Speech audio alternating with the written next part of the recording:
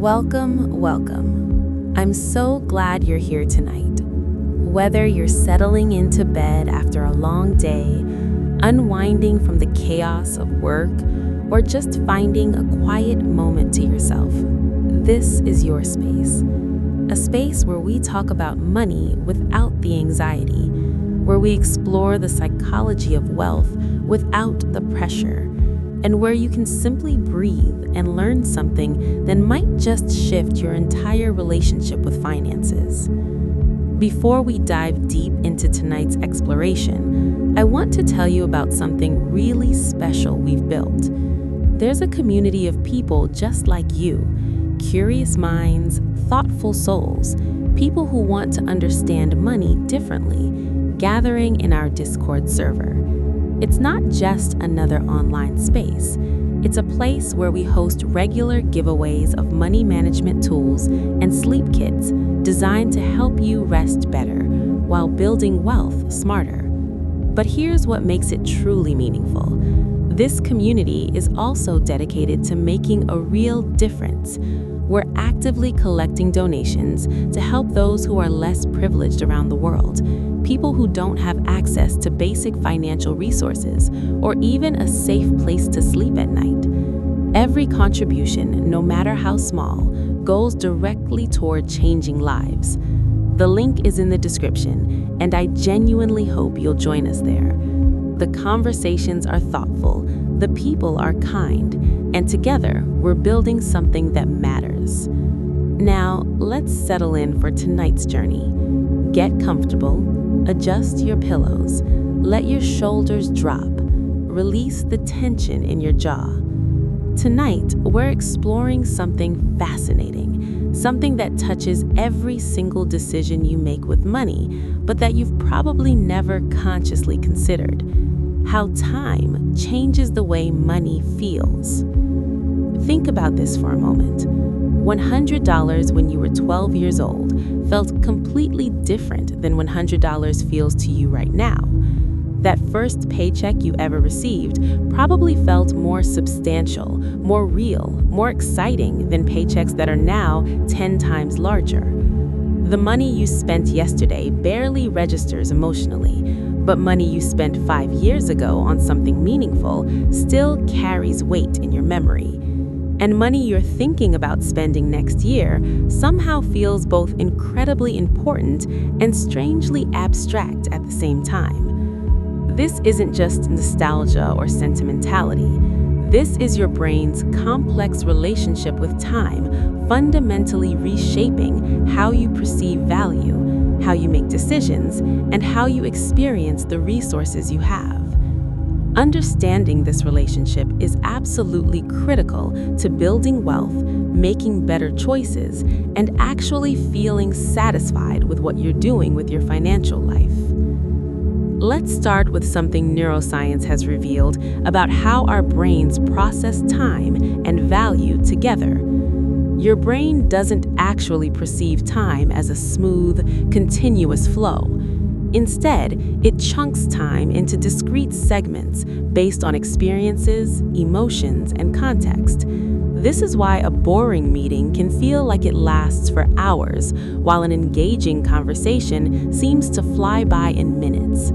Your subjective experience of time is wildly different from clock time, and this subjective experience is what governs how you feel about money. When you're young, each year represents a much larger percentage of your total lived experience. When you're 10 years old, 1 year is 10% of your entire life. That's massive. That's why summers felt endless when you were a kid, why waiting for your birthday seemed to take forever, why the gap between Christmas celebrations felt like an eternity. But when you're 40, 1 year is only 2.5% of your life. Time speeds up, not because physics changes, but because your proportional experience of duration shifts. This has profound implications for money. When you're younger, the gap between wanting something and being able to afford it feels enormous, because time itself feels enormous. Saving for 3 months when you're 16 feels like an impossible stretch of delayed gratification, but saving for 3 months when you're 35 feels much more manageable because 3 months represents a smaller chunk of your perceived time horizon. This is one reason why younger people often struggle more with saving. It's not just about having less money, it's about delayed gratification feeling psychologically longer and more painful. There's a concept in behavioral economics called temporal discounting, and it's one of the most powerful forces shaping your financial decisions. Temporal discounting describes how we value things less the further they are in the future. $1,000 right now feels more valuable than $1,000 in a year, even though objectively, if that future $1,000 includes interest, it might actually be worth more. But your brain doesn't care about objective value. It cares about psychological value. And psychologically, the future is fuzzy, uncertain, and distant. Studies have shown that people will often choose a smaller reward immediately over a larger reward in the future, even when the math clearly favors waiting. This isn't because people are stupid or short-sighted, it's because the emotional and psychological experience of immediate reward activates completely different brain circuits than thinking about future reward. Immediate rewards light up the limbic system, the ancient, emotional part of your brain that's concerned with pleasure, pain, and survival. Future rewards primarily activate the prefrontal cortex, the rational, planning-oriented part of your brain. And here's the thing, the limbic system is louder, faster, and evolutionarily older. It often wins the internal battle. This is why you know intellectually that you should save for retirement, but you still feel the pull to spend money on something enjoyable today. Your rational brain understands compound interest, understands that your future self will need resources, understands that time is your greatest asset in wealth building. But your emotional brain sees a nice dinner, a new gadget, a weekend trip, and it screams now because immediate pleasure is concrete and vivid, while future security is abstract and distant. What makes this even more complex is that your rate of temporal discounting isn't constant. It changes based on your emotional state, your stress level, your sense of scarcity or abundance, and yes, how you perceive time itself. When you're stressed, your discount rate goes up dramatically. You become more present-focused, more willing to sacrifice future gains for immediate relief. This is why financial stress often perpetuates itself. When you're worried about money, you're more likely to make short-term decisions that create long-term problems. Think about how differently you feel about money during different phases of your life. In your early 20s, if you were anything like most people, money felt almost renewable. You could spend everything you had because another paycheck was coming, another job opportunity existed, more time stretched out ahead of you infinitely. Money was meant to be experienced, not hoarded. The psychological horizon was endless. Then something shifts. Maybe it happens gradually, maybe it happens suddenly when you have a child or buy a house or experience a health scare. Suddenly, the future isn't abstract anymore. It's real, it's pressing, it requires preparation. Money stops being primarily about present enjoyment and becomes about security, about options, about protecting the life you're building. The same amount of money now carries different emotional weight because your relationship with time has changed. This is particularly striking when we look at how people in different age groups think about the same financial scenario. Show a 25-year-old and a 55-year-old the same investment opportunity that will pay off in 15 years, and they'll have radically different emotional responses. For the 25-year-old, 15 years is a huge chunk of future time, but also feels distant enough that the payoff seems almost irrelevant to their current life. For the 55-year-old, 15 years might represent the bulk of their remaining working life and the beginning of retirement, making the investment feel both urgent and critical. Neither response is wrong. They're both products of how time feels from different vantage points in life. Understanding this can help you make better decisions at any age because you can consciously adjust for your temporal bias. When you're young, you can remind yourself that even though the future feels distant, compound growth means that starting early has exponentially more impact. When you're older, you can remind yourself that you still likely have decades of life ahead and that it's not too late to make meaningful changes. Let's talk about something called the end of history illusion. Research shows that people of all ages consistently underestimate how much they will change in the future. You can probably recognize how much you've changed over the past 10 years. Your preferences, values, goals, personality have all evolved in ways you might not have predicted. But when you think about the next 10 years, there's a tendency to imagine you'll stay relatively similar to who you are now. This is the end of history illusion, the belief that personal development is something that happened in the past but won't really continue into the future.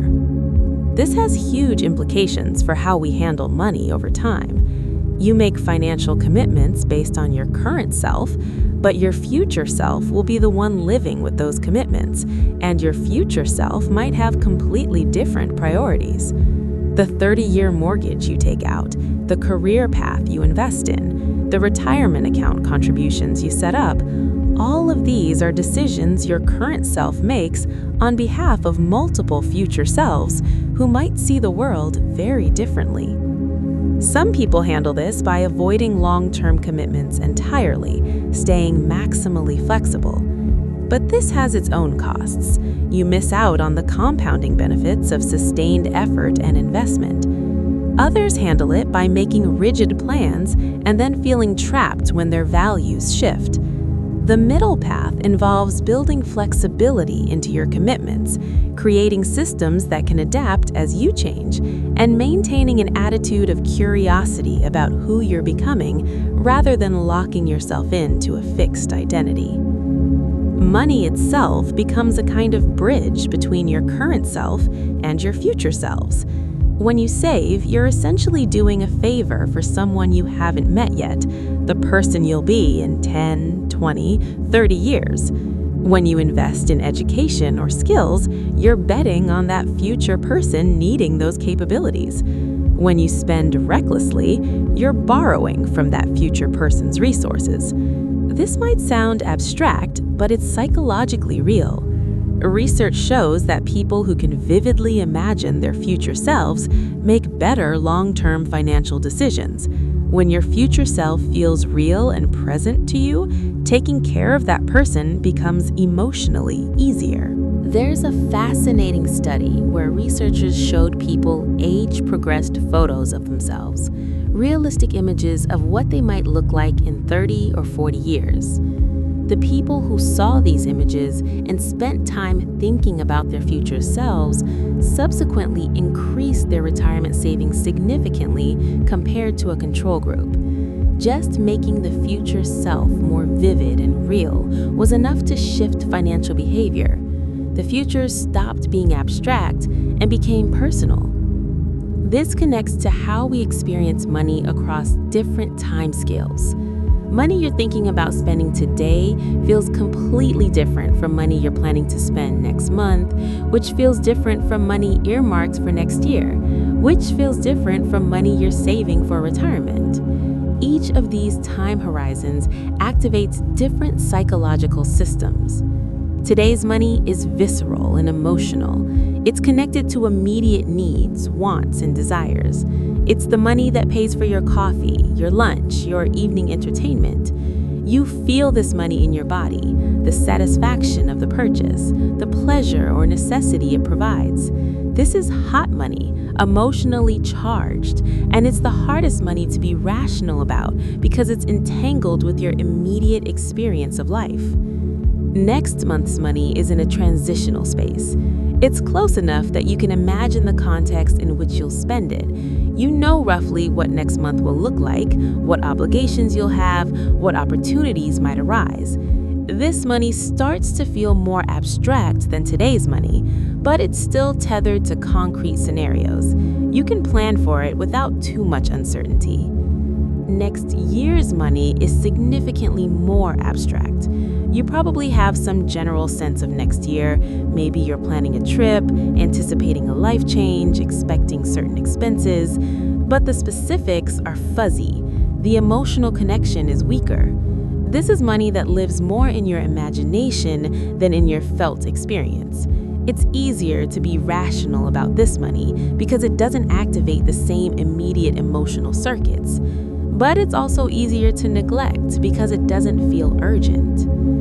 Retirement money for most people under 50 is almost pure abstraction. It's money for a version of you that you can barely imagine, living a life you can't really picture in circumstances you can't predict. This is the coldest money emotionally, which is precisely why so many people undersave for retirement, despite understanding intellectually that they should save more. The emotional disconnect is massive.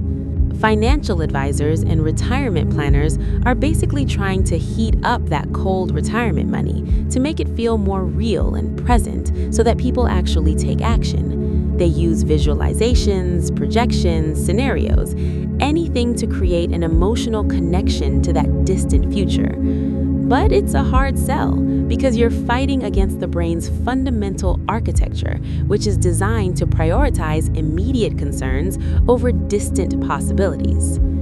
Interestingly, as you age, retirement money heats up naturally. When retirement is 5 years away instead of 30, it stops being abstract and becomes intensely real. Suddenly, people who've been neglecting their retirement savings for decades become obsessed with it.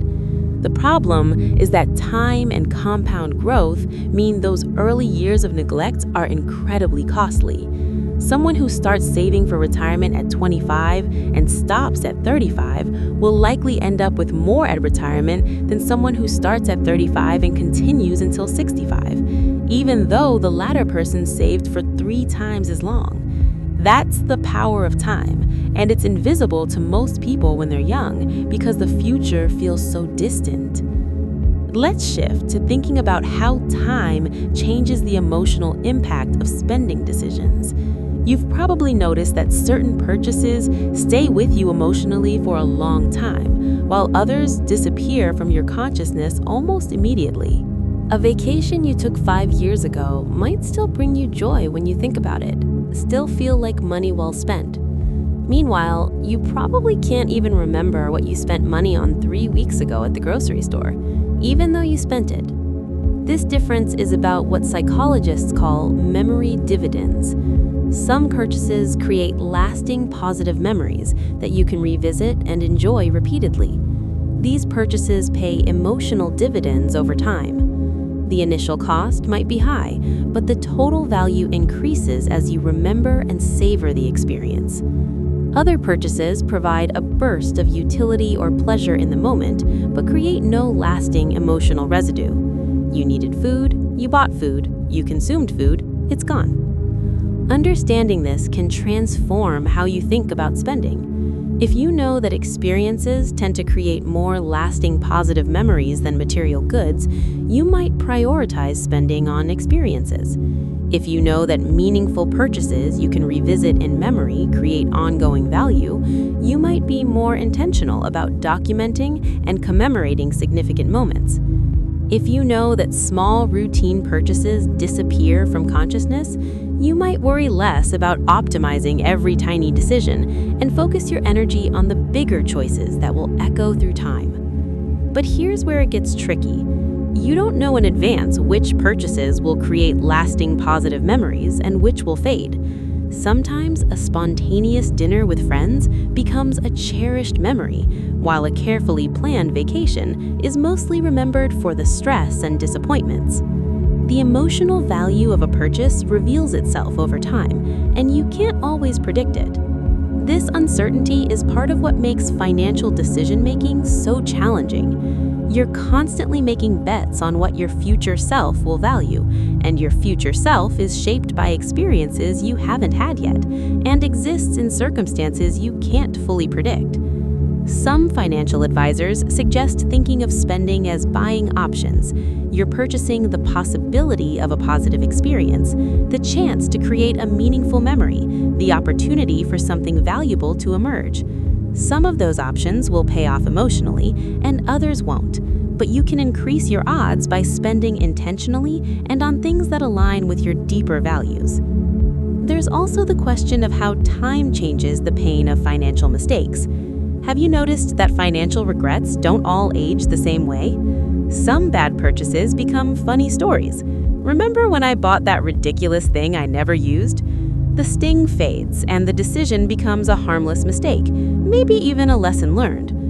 Other financial regrets compound over time, becoming more painful as you realize the full extent of what that decision cost you in opportunities forgone. The regrets that compound are usually the ones involving inaction rather than action. Behavioral research consistently shows that people regret what they didn't do more than what they did do, especially over long time horizons. In the short term, you might regret spending money on something that didn't work out, but over years and decades, you're more likely to regret not investing when you had the chance, not starting that business, not taking the risk that might have paid off. The pain of missed opportunity grows as you imagine the alternative timeline where you made a different choice. This creates a paradox. To avoid long-term regret, you need to take action, take risks, invest in possibilities. But taking action exposes you to short-term regret when things don't work out. The key is recognizing that short-term regret is usually manageable and fades, while long-term regret from inaction can become a heavy weight that you carry for years. Better to try and fail than to never try and always wonder. Time also changes how we perceive the effort required to earn money. Your first jobs probably paid very little, but the money felt precious because you'd worked hard for every dollar. Each hour of labor was directly connected to a specific amount of money, and you felt that connection viscerally. As careers progress and income increases, this connection often becomes more abstract. You're paid a salary, you work on projects rather than hours. Your compensation includes benefits and bonuses and equity that are harder to translate into an hourly rate. This abstraction can be both liberating and dangerous. It's liberating because you're not constantly calculating the money per hour value of everything you do. You can focus on impact and growth rather than time for money transactions. But it's dangerous because you can lose touch with what your time is actually worth. You might spend hours trying to save $20 on a purchase, while your professional hourly rate is worth hundreds. You might undervalue your own labor because you're not intimately connected to the exchange rate between your time and your compensation. Some people maintain a very concrete sense of their time's value throughout their careers. They calculate their effective hourly rate and use it as a decision-making tool. Is this task worth my hourly rate to do myself, or should I pay someone else? Is this purchase worth the hours of work it represents? This approach has benefits. It keeps you grounded in the fundamental exchange of time for money. But it also has limitations. Not everything valuable in life can be reduced to an hourly rate. Time with family, creative pursuits, rest and recovery. These things create value that doesn't show up on a balance sheet, but that compounds in ways money can't capture. Perhaps the healthiest relationship with time and money recognizes both the concrete connection, your time is limited, trading it for money is real, and the abstract possibilities that money creates. Money is crystallized time and effort, yes, but it's also freedom. options, security, the ability to say no to things you don't want and yes to things you do. The value isn't just in the exchange rate, but in what the exchange enables over time. Let's explore how social context changes the way money feels across time. The same amount of money can feel completely different depending on what your peers are doing with their money. When you're in college and all your friends are broke, being broke doesn't feel like deprivation. It's just the normal state of existence. Everyone's eating ramen, everyone's piecing together odd jobs, everyone's scraping by. There's a kind of solidarity in shared financial limitation. But then time passes and your peer group begins to diverge economically.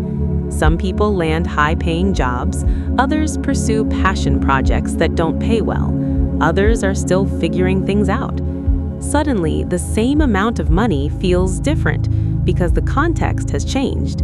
You might be earning more than you ever have, but if your friends are earning even more, you feel behind.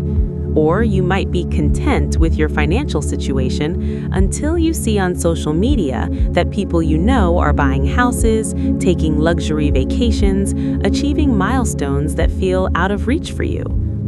This social comparison is one of the most powerful forces shaping how money feels over time. Your absolute level of wealth matters less for your happiness than your relative position compared to the people around you.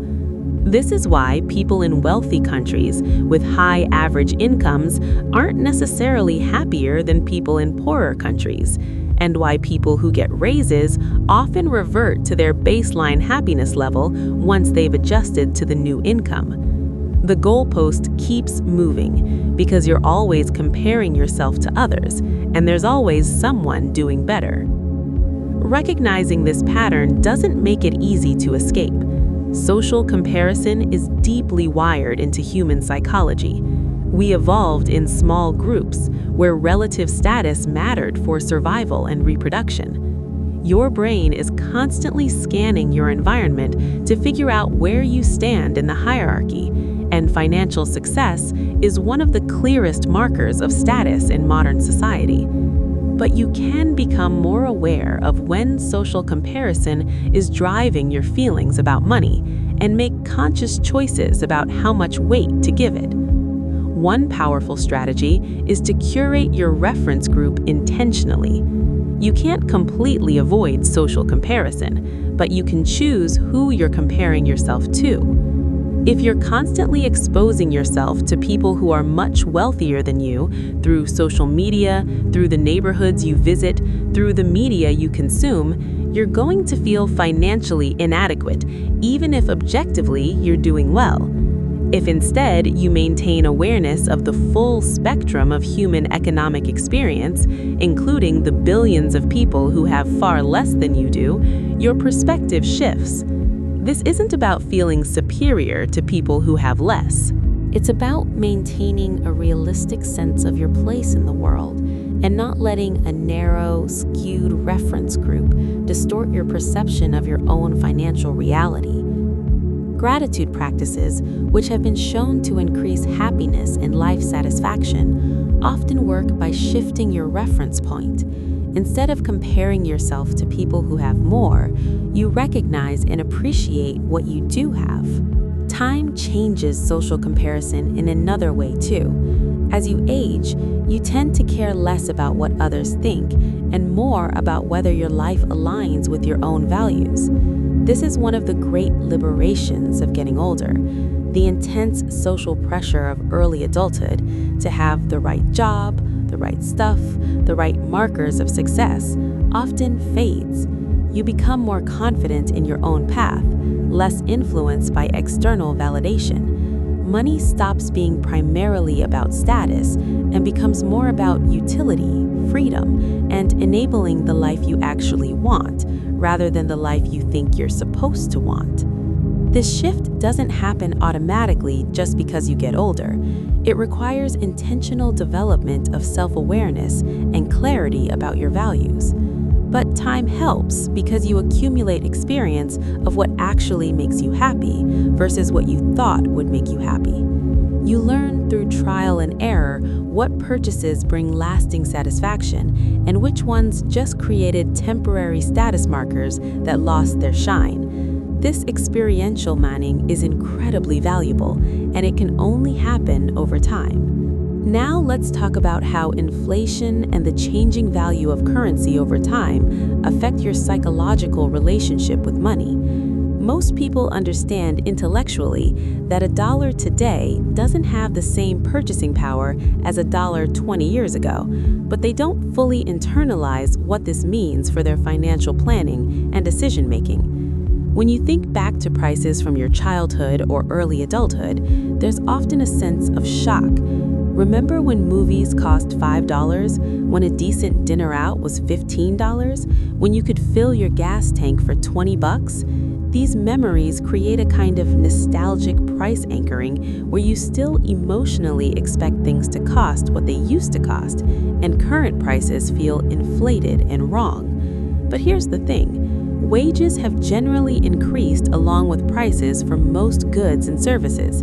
The question isn't whether prices are higher in absolute terms, they obviously are, but whether they're higher relative to income. For some things like healthcare and education, prices have increased much faster than wages, creating a genuine affordability crisis. For other things like electronics and many consumer goods, prices have actually decreased relative to wages when you account for quality improvements. Your emotional sense of whether money goes as far as it used to is complicated by these different trends. You remember cheap things that are now expensive, but you might not remember expensive things that are now cheap or better. This creates a general sense that money doesn't go as far, that the economy is worse, that things were better in some undefined past. Some of this nostalgia is just the way memory works. You remember the good and forget the bad, but some of it reflects real changes in economic structure and opportunity. Understanding inflation is crucial for long-term financial planning. If you're saving money without earning a return that at least matches inflation, you're actually losing purchasing power over time. Money sitting in a savings account earning 0.5% interest while inflation runs at 3% is shrinking in real terms. You might see the number in your account stay the same or even grow slightly, but what that money can actually buy is decreasing. This is why investing is so important for long-term wealth building. You need your money to grow faster than inflation, and that requires taking on some level of risk. But risk is psychologically uncomfortable, especially when you're thinking about money you've saved through hard work and sacrifice. The idea of potentially losing some of that money feels terrible, even if the alternative is slowly losing purchasing power to inflation with certainty. Time helps here because the longer your time horizon, the more risk you can tolerate. Short-term market fluctuations become noise against the signal of long-term growth. If you need money next year, putting it in the stock market is risky because the market could be down when you need to withdraw. But if you don't need money for 30 years, short-term downturns are just buying opportunities. You're accumulating shares at lower prices that will likely be worth more decades later. This is another place where your perception of time dramatically affects your financial behavior. When you're young, 30 years feels like an incomprehensibly long time. You can't imagine needing money that far in the future because your future self feels almost like a stranger. So you avoid investing despite having the longest time horizon and the most to gain from compound growth. When you're older, 30 years still feels long, but retirement feels closer and more real. So you finally start investing even though you have less time for the magic of compounding to work. The mathematically optimal strategy is to start investing as early as possible and to take on more risk when you're young because you have time to recover from downturns. But the psychologically intuitive strategy is the opposite, to wait until you feel more established and secure before risking your money, and to become more conservative with investments as you get older and feel like you have less margin for error. This mismatch between mathematical optimality and psychological comfort costs people enormous amounts of money over their lifetimes. Bridging this gap requires understanding your own psychology and finding ways to make the mathematically smart choice feel emotionally okay. Maybe that means starting with very small amounts so losses don't feel significant. Maybe it means automating investments so you don't have to make an active decision each time. Maybe it means educating yourself enough about market history that you can maintain perspective during downturns. Whatever works for you, the goal is to align your behavior with your long-term interests, despite the psychological headwinds. Let's consider how milestone moments in life change your relationship with time and money.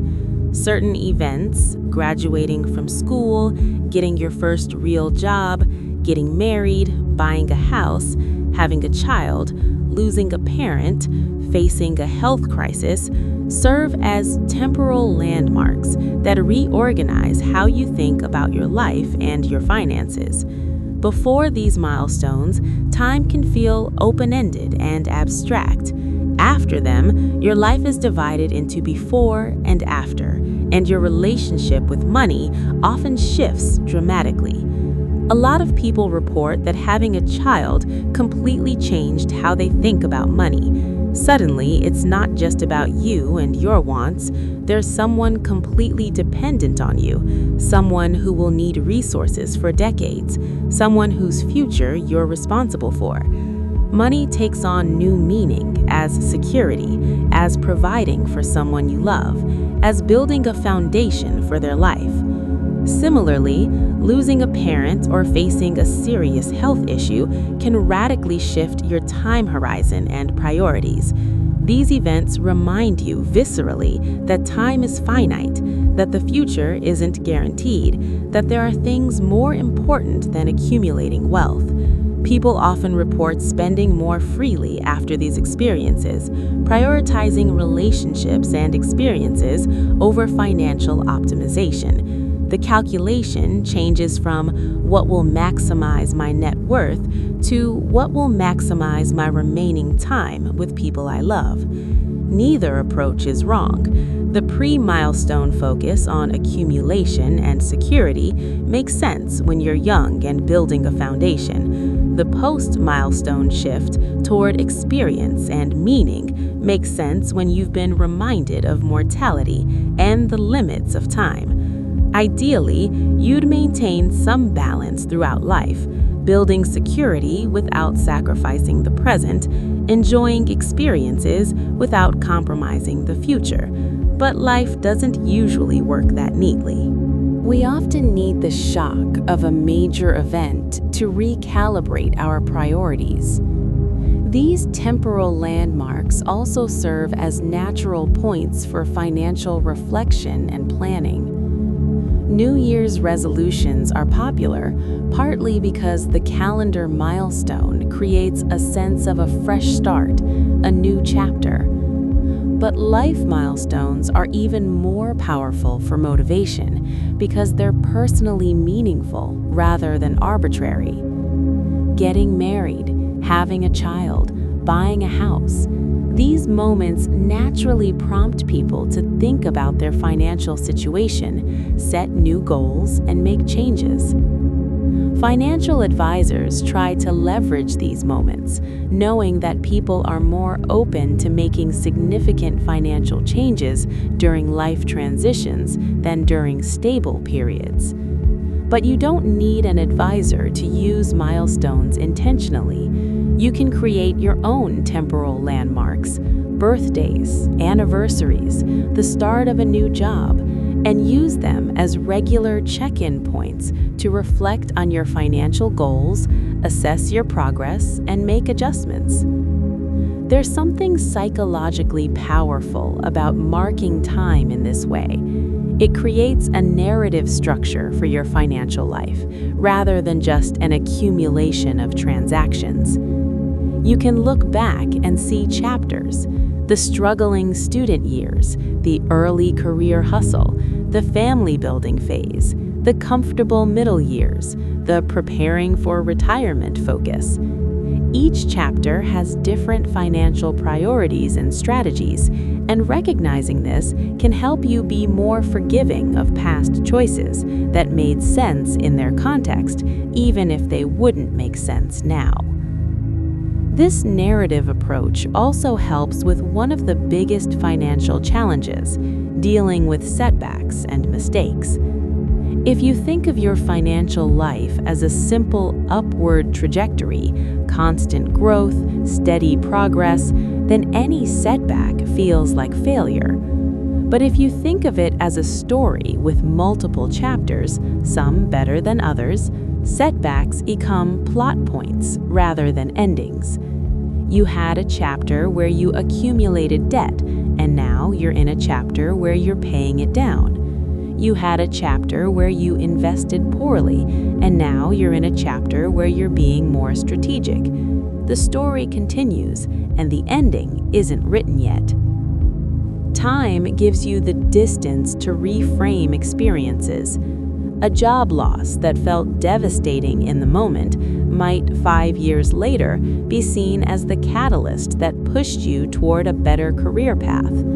A financial sacrifice that seemed crushing at the time might be remembered as a valuable lesson, or even a source of pride in what you managed to overcome. The meaning of events changes as time passes and you gain new context. This is worth remembering when you're in the middle of a difficult financial period.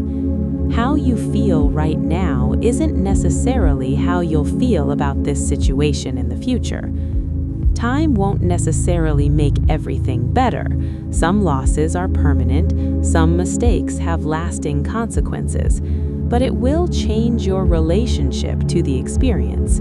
You'll gain perspective, you'll learn lessons, you'll integrate the experience into your broader life story in ways that aren't possible when you're still in the thick of it. Let's talk about the concept of financial seasons. Just as nature moves through cycles of growth and dormancy, your financial life has seasons. There are times when you're in an accumulation phase, working hard, saving aggressively, building your net worth. There are times when you're in a maintenance phase, sustaining what you've built, keeping things stable. There are times when you're in a spending phase, using the resources you've accumulated for their intended purposes, whether that's retirement, education for your kids, or pursuing a dream. Understanding which season you're in helps you make decisions that are appropriate for that phase of life. Trying to accumulate aggressively when you're in a spending phase creates stress and denies the purpose of having money in the first place. Trying to spend freely when you're in an accumulation phase undermines your future security. The trick is recognizing which season you're actually in, not which season you wish you were in or think you should be in. The challenge is that cultural narratives about money often assume everyone is in the same season at the same age. You're supposed to be accumulating in your 20s and 30s, maintaining in your 40s and 50s, and spending in your 60s and beyond. But real life is messier. People have different starting points, different constraints, different values, different circumstances. Comparing yourself to a generic timeline creates unnecessary stress and can lead to poor decisions. Better to assess your own situation honestly. What season are you actually in? What resources do you actually have? What constraints are you actually facing? What are your actual values and priorities? From that honest assessment, you can make plans that fit your life rather than trying to contort your life to fit someone else's plan. also changes how we think about the purpose of money. When you're young, money is primarily instrumental. It's a tool to get things you want or need. You want a car, money buys the car. You want to go out with friends, money makes that possible. The purpose of money is clear and immediate. It enables current consumption and experiences. As you age and accumulate more resources, money starts to serve different purposes. It becomes security, a buffer against uncertainty, a foundation that lets you take risks in other areas of life. It becomes freedom, the ability to say no to work you don't want to do, relationships you don't want to stay in, situations you don't want to tolerate. It becomes legacy, something you can pass on to your children or donate to causes you care about, a way of shaping the world beyond your own lifetime. These purposes aren't mutually exclusive, and they're not strictly age-dependent, but there's often a progression. The instrumental purpose of money tends to dominate when you're young and have little. The security purpose becomes more important as you take on responsibilities and face real risks. The freedom purpose emerges when you've built enough security that you can start making choices based on preferences rather than necessity. The legacy purpose often comes last when you're thinking beyond your own life. Understanding this progression can help you be more intentional about how you use money at different life stages. It also helps explain why people with similar amounts of money can have completely different feelings about it. Someone who sees money primarily as instrumental will feel wealthy when they can buy what they want. Someone who sees money primarily as security will never feel wealthy because there's always more uncertainty to guard against. Someone who sees money primarily as freedom will feel wealthy when they have enough to make choices on their own terms, regardless of the absolute amount. What's your relationship with money right now? What purpose is it serving in your life? Is that the purpose you want it to serve? Or have you inherited assumptions from an earlier life stage that no longer fit? These questions are worth revisiting periodically because your answers will change as your life changes, and your financial strategies should change with them. There's also the question of how time changes your ability to enjoy money. There's a concept called the hedonic treadmill that describes how people adapt to improved circumstances and return to a baseline level of happiness. You get a raise, you're happy for a while, then you adapt to your new income level and it becomes the new normal. You buy something you've wanted for a long time, it brings joy initially, then it fades into the background of your life. This adaptation is both a blessing and a curse. It's a blessing because it means setbacks don't devastate us permanently. We adapt to losses and challenges and find our way back to okay. It's a curse because it means gains don't fulfill us permanently either. We adapt to improvements and want more. The hedonic treadmill is why increasing income doesn't increase happiness as much as people expect it to, and why people who win the lottery often return to their pre-winning happiness levels within a year or two. But here's what's interesting. The hedonic treadmill doesn't apply equally to all experiences. We adapt quickly to material possessions. The new car becomes just your car. The bigger house becomes just your house. We adapt more slowly to experiences and relationships. A meaningful connection with another person, engaging work that uses your talents, experiences that create lasting memories. These things tend to provide more enduring satisfaction than stuff. This has obvious implications for spending decisions. If you understand that you'll adapt to material upgrades, but that meaningful experiences and relationships provide more lasting value, you might choose to allocate your money differently. Maybe you drive a modest car longer so you can afford more travel. Maybe you live in a smaller house so you can work less and spend more time with family. Maybe you focus on experiences that create stories you'll tell for years, rather than possessions that will fade into the background. But, and this is important, this doesn't mean material possessions are worthless or that you should feel guilty about wanting nice things. Some possessions genuinely improve your daily quality of life in ways that don't fade. A comfortable mattress, a reliable car, good tools for your work or hobbies. These things provide utility that persists even after the novelty wears off. The key is distinguishing between purchases that provide lasting utility or meaning and purchases that provide only a temporary hedonic boost.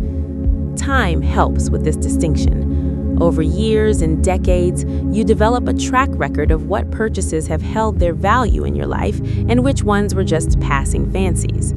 You learn what you actually use and enjoy versus what you thought you would use and enjoy. This experiential knowledge is invaluable for making better spending decisions going forward.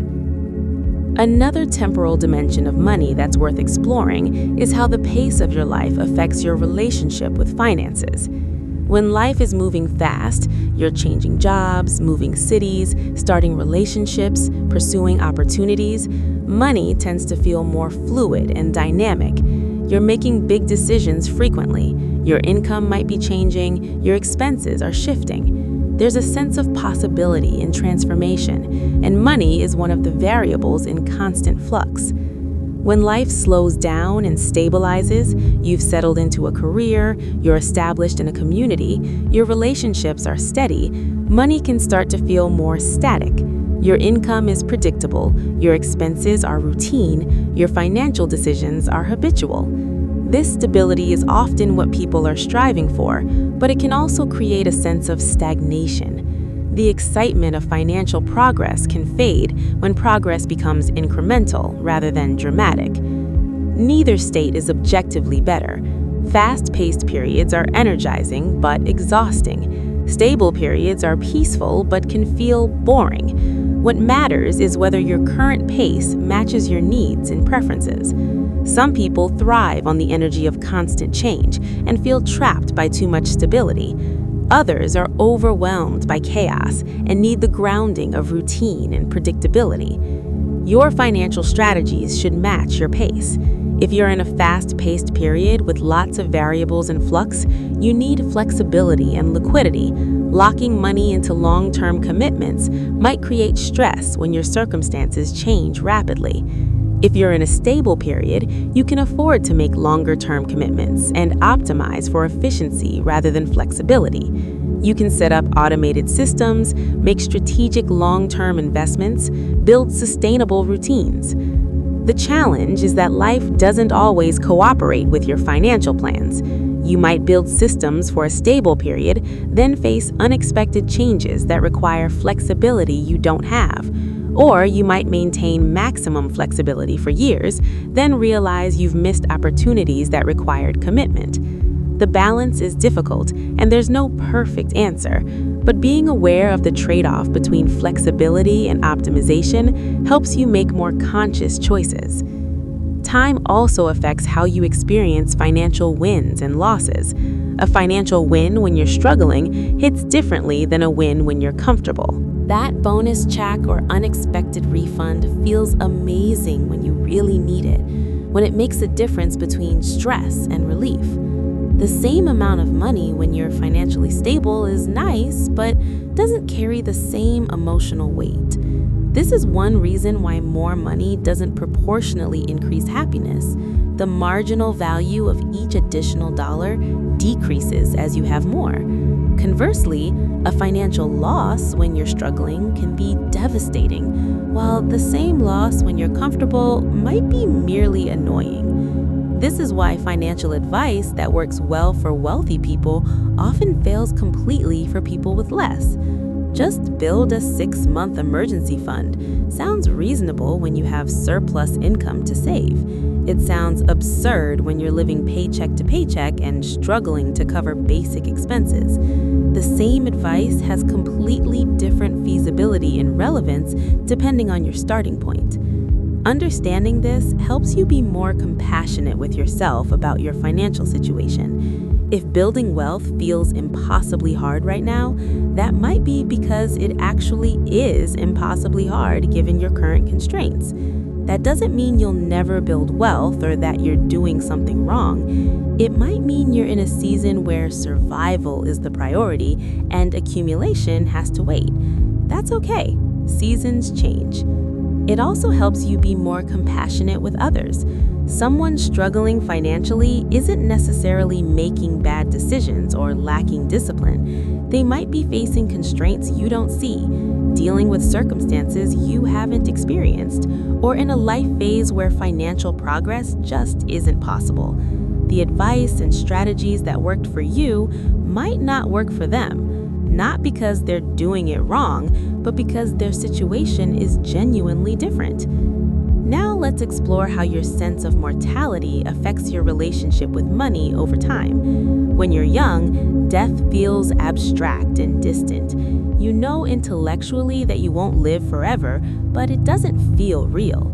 This sense of infinite time ahead affects how you value money and make decisions. Why save aggressively for retirement when retirement is 40 years away and 40 years feels like forever? Why worry about estate planning when you'll probably live for decades more? As you age, mortality becomes more salient. People around you get sick. People you know die. Your own body starts showing signs of wear. Death stops being an abstract concept and becomes a real future event, uncertain in timing but certain in occurrence. This shift in mortality salience changes everything about how money feels. For some people, awareness of mortality creates urgency around accumulation. They realize time is limited and become motivated to build wealth while they can, to secure their family's future, to create a legacy. For others, awareness of mortality creates urgency around spending and experiencing. They realize you can't take it with you and become motivated to use their resources while they're still able to enjoy them. Both responses make sense. The key is being intentional about which response you're choosing and why. Are you accumulating because you genuinely want to leave a legacy and provide for others, or because you're anxious about an uncertain future and hoarding feels safe? Are you spending freely because you're prioritizing meaningful experiences while you can, or because you're avoiding thinking about the future and living entirely in the present? There's a concept in financial planning called die with zero. The idea that you should aim to spend down your assets over your lifetime, using your money for its intended purposes, rather than leaving a large estate. Proponents argue that money you die with is money you could have used to enhance your life or others' lives while you were alive. Critics argue that this approach requires knowing your death date, which you don't, and that running out of money before you die is a catastrophic outcome worth avoiding, even at the cost of potentially dying with unspent wealth. Both sides have valid points. The optimal answer probably varies by person. If you have children you want to provide for or causes you want to support beyond your lifetime, dying with substantial assets makes sense. If you don't have dependents or legacy goals, spending your resources on enhancing your own life might be more meaningful. If you have strong risk aversion and the fear of running out of money would create constant anxiety, maintaining a buffer, even if you die with unspent wealth, might be worth it for peace of mind. What's interesting is how these preferences change over time. Young people often say they'd rather spend their money on experiences and die broke. They can't imagine wanting to leave an estate. But then they have children or develop deep connections to causes or communities, or simply change their values as they age, and suddenly legacy becomes important. Conversely, some people spend their youth focused on accumulation and legacy, then face health issues or losses that shift their priorities toward living fully in the present. There's no right answer that applies to everyone, or even to the same person across their whole life. The point is to keep revisiting these questions to make sure your financial behaviors align with your current values, rather than values you inherited from an earlier version of yourself or from external expectations. Time also changes the relative value of money versus time itself. When you're young, you generally have more time than money.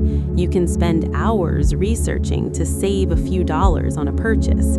You can do labor-intensive things yourself rather than paying for convenience. Time is abundant, money is scarce, so the trade-off is clear.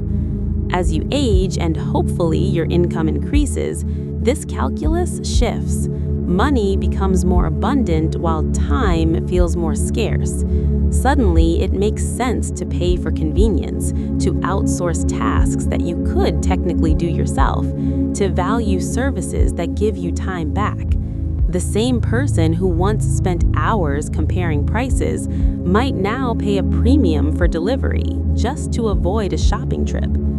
This shift isn't just about income, it's about the subjective experience of time becoming more precious. When you're aware that you have a limited number of years left, wasting hours on low-value tasks feels more painful. When you have young children and you're trying to balance work and family, buying time becomes a higher priority than saving money. When you're facing health issues that limit your energy, paying for help isn't laziness, it's necessary resource management. Understanding this evolution helps you avoid judging yourself for choices that make sense in your current season, even if they wouldn't have made sense in an earlier one. It also helps you think more clearly about the money-time trade-off. What's an hour of your time actually worth to you? Not in terms of your salary, but in terms of what you could be doing with that hour if you weren't spending it on whatever task you're considering. Would you rather save $20 or have an extra hour with your family? Would you rather maintain a perfect lawn yourself or pay someone else to do it and use that time for a hobby you enjoy? These aren't answers with universal answers. They depend on your circumstances, your values, your resources, but they're worth asking explicitly rather than just defaulting to whatever you've always done. Let's consider how anticipation and memory shape the temporal experience of money. Research shows that anticipation of a purchase or experience often provides as much or more pleasure than the actual consumption. Planning a vacation, looking forward to a concert, researching a big purchase, these activities create positive emotions and excitement that contribute to overall happiness. This means that the timeline of a purchase matters for its total emotional value. A purchase you plan for and anticipate provides pleasure across multiple time points, during the planning, during the consumption, and potentially in memory afterward. An impulsive purchase only provides pleasure during consumption, and sometimes not even then if it creates buyer's remorse. Understanding this suggests a strategy. Spread out your purchases temporally to maximize anticipation. Instead of buying everything you want immediately, plan purchases and let yourself look forward to them. This isn't just about delayed gratification for the sake of discipline. It's about genuinely getting more joy from the same amount of spending by extending the pleasure across time. Similarly, investing in experiences that you can remember and savor afterward increases their total value. Taking photos, keeping a journal, occasionally revisiting memories, these practices extend the positive emotions from an experience beyond the moments of actual consumption. A vacation that provides a week of enjoyment during the trip, plus years of positive memories, has created much more value than a week of consumption that's immediately forgotten. This temporal spreading of value is one reason why experiences tend to provide more lasting happiness than material goods. A physical object provides utility when you use it, but once you've adapted to having it, it doesn't create ongoing positive emotions. An experience provides pleasure during the event, but also potentially during anticipation beforehand and memory afterward. The emotional value is distributed across time rather than concentrated in a single moment. But this only works if you actually take the time to anticipate and remember. If you book a vacation at the last minute and then never think about it again afterward, you've lost most of the potential value. If you're constantly planning the next thing without savoring what you just experienced, you're missing out. The key is balance, moving forward and experiencing new things, but also pausing to appreciate and remember what you've already experienced. Money can buy you experiences, but it can't buy you the capacity to appreciate and savor those experiences. That capacity comes from mindfulness, from being present, from cultivating gratitude and attention. This is one reason why more money doesn't automatically create more happiness. Having more resources doesn't help if you're not present enough to actually enjoy what those resources provide. Think about how your relationship with money has changed over the course of your life so far. The money worries you had 10 years ago probably seem quaint or irrelevant now. You've solved problems that once seemed insurmountable. You've adapted to circumstances you couldn't have imagined. You've learned lessons you didn't know you needed. 10 years from now, your current money situation will probably seem equally distant and transformed. This perspective can be comforting when you're struggling. The problems that feel crushing right now won't necessarily feel that way forever. You'll find solutions, you'll adapt, you'll grow. But it can also be humbling when you're comfortable. The security you feel right now isn't guaranteed. Circumstances can change, economies can shift, health can fail. Recognizing the impermanence of your current situation, whether difficult or comfortable, helps you stay flexible and resilient.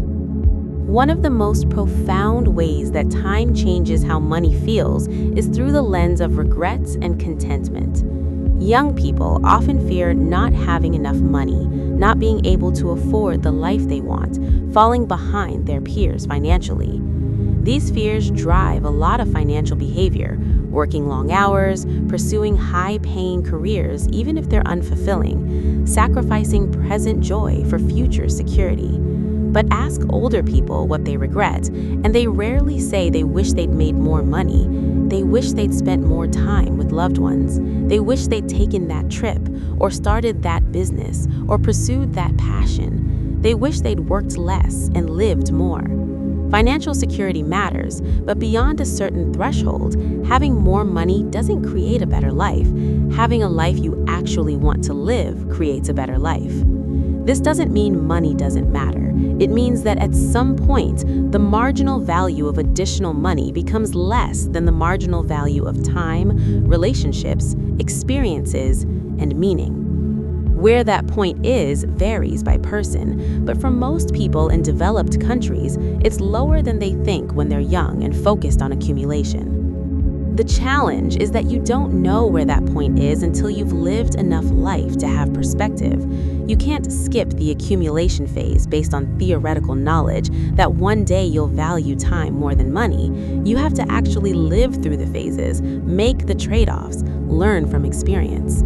But you can at least be aware that your current priorities will probably shift, and you can try to avoid making decisions that completely sacrifice one value for another. Maybe you don't have to work the absolute maximum hours to make the absolute maximum money. Maybe you can accept a somewhat lower income in exchange for somewhat more time and energy for other parts of life. Maybe you can find a middle path between aggressive accumulation and pure present focus, building security while also actually living. This balance is hard to strike, and there's no formula that works for everyone, but being aware that both extremes have costs helps you make more nuanced decisions. The relationship between time and money also plays out in how you think about retirement. Retirement is essentially trading accumulated money for time. You've saved enough that you can stop trading your time for income and instead use your time however you want. But many people discover that retirement isn't the paradise they imagined because they don't know what to do with unstructured time, or because their identity was tied to their work, or because they don't actually have fulfilling activities to pursue. This suggests that preparing for retirement should include more than just financial planning. It should include thinking about what you'll actually do with your time, what will give you meaning and purpose, what activities and relationships you want to prioritize. Otherwise, you might save diligently for decades, only to discover that having time doesn't automatically create fulfillment. Some people are moving away from the traditional retirement model entirely, choosing instead to blend work and leisure throughout life. They might work part-time in their prime years to have more time for other pursuits, then continue working in some capacity, even in traditional retirement age, because they enjoy it. This approach recognizes that the value of work isn't just income, it's also structure, social connection, purpose, identity. The relationship between work and money changes as you age. Early in your career, work is primarily about income. You need money to live, so you work.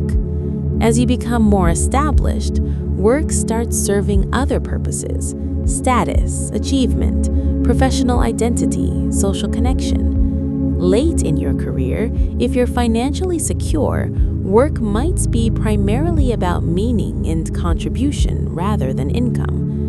This evolution affects how you think about money in relation to work. When work is primarily about income, you make career decisions based largely on compensation. When work serves other purposes, you might accept lower compensation for work that's more meaningful, flexible, or aligned with your values. When you're financially independent, you might work for free or even pay for the opportunity to do work you find fulfilling. None of these stages is better than the others. They're just different, and what makes sense depends on your circumstances and needs. But recognizing that the relationship between work and money evolves over time helps you make career decisions that fit your current phase of life, rather than rigidly sticking to strategies that made sense at an earlier stage. Your relationship with money is also shaped by generational experiences and cultural moments. People who lived through the Great Depression had a fundamentally different relationship with money than people who grew up during the long post-war economic expansion. People who graduated into the 2008 financial crisis recession faced different opportunities and constraints than people who graduated during boom times. These shared generational experiences create patterns in how cohorts think about money. Millennials, for instance, entered the workforce during a recession, have dealt with high student debt and housing costs, and have been more skeptical of traditional financial institutions, leading many toward alternative investments and delayed major purchases. Each generation faces different economic realities, and these realities shape attitudes towards saving, spending, investing, and risk. You can't completely transcend your generational context, but you can be aware of how it's shaping your assumptions about money. What feels like universal truth about how money works might actually be specific to your economic moment. What feels like personal failure might actually be a structural issue affecting your entire cohort. Having this perspective doesn't solve problems, but it can help you be more realistic and less self-blaming about challenges you face. As we're nearing the end of this exploration, I want you to think about what time horizon you're optimizing for with your financial decisions. Are you optimizing for this month, This year, the next 5 years, your entire lifetime, or even beyond your lifetime for future generations? There's no single right answer, but being explicit about your time horizon helps you make more coherent decisions. If you're optimizing for this month, your strategies will focus on cash flow and immediate survival.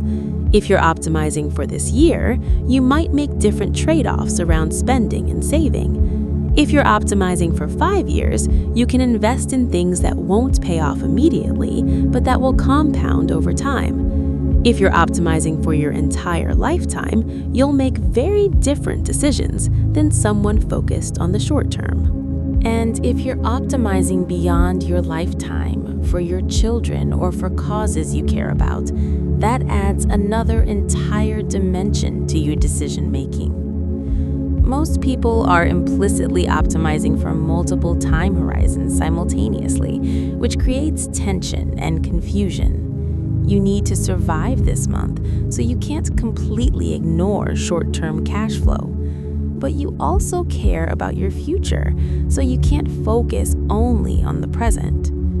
Balancing these different time horizons is one of the core challenges of financial decision-making, and there's no formula that resolves the tension perfectly. What helps is being explicit about the trade-offs. When you make a financial decision, acknowledge what time horizon you're prioritizing and what you're sacrificing. Maybe you're taking a job that pays well now, but limits your long-term career growth.